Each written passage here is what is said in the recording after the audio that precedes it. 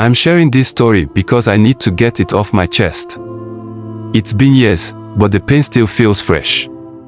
I grew up in a small village in rural Africa. It was a beautiful place, surrounded by lush forests and winding rivers. But it was also a place of ancient traditions and superstitions. I fell in love with a girl named Aisha. She was kind, smart, and had this beautiful smile that lit up the whole village. We spent every spare moment together, exploring the forest and swimming in the rivers.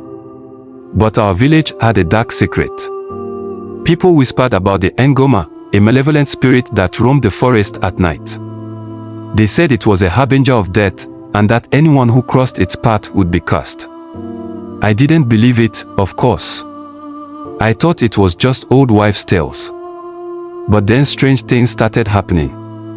Aisha would often disappear at night, and when I'd find her, she'd be distant and withdrawn. One night, I followed her into the forest.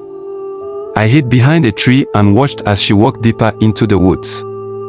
Suddenly, I heard this eerie drumming. It was like nothing I'd ever heard before.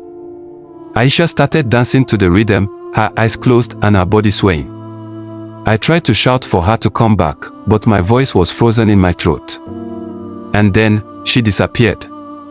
I searched for her everywhere, but she was gone. The villagers said she'd been taken by the Nngoma, and that I'd never see her again. I didn't believe it, of course.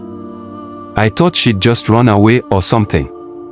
But as the days went by, I started to realize that something supernatural had happened. I've never seen Aisha again, but sometimes I hear that eerie drumming in my dreams. It's been years, but the pain still feels fresh. I know this sounds crazy, but I'm telling you, the Nngoma is real. And if you ever find yourself in those woods at night, don't go looking for it. Just don't.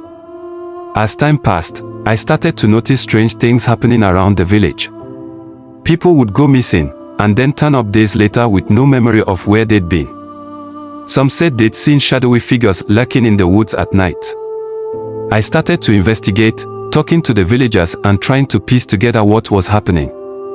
But the more I learned, the more I realized that the Nngoma was just a small part of a much larger mystery. There were rumors of a secret society in the village, one that worshipped the Nngoma and believed it had the power to grant them wealth and power. I didn't know if I believed it, but I knew I had to get to the bottom of it. I spent months digging deeper, talking to villagers and gathering clues. And then, one night, I stumbled upon a secret meeting of the society. They were gathered in the woods, chanting and singing, and at the center of it all was a figure I recognized. It was Aisha. She was standing in the middle of the circle, her eyes closed and a strange smile on her face. I tried to rush towards her, but I was caught by the society members. They dragged me away, warning me to never speak of what I'd seen. I never saw Aisha again, but I know she's still out there, trapped in the Ngoma's world. And I know I'll never be able to forget what I saw that night. Years later, I met a man who claimed to have seen Aisha in a nearby village. He said she was living with a group of people who worshipped the Nngoma, and that she seemed happy and content.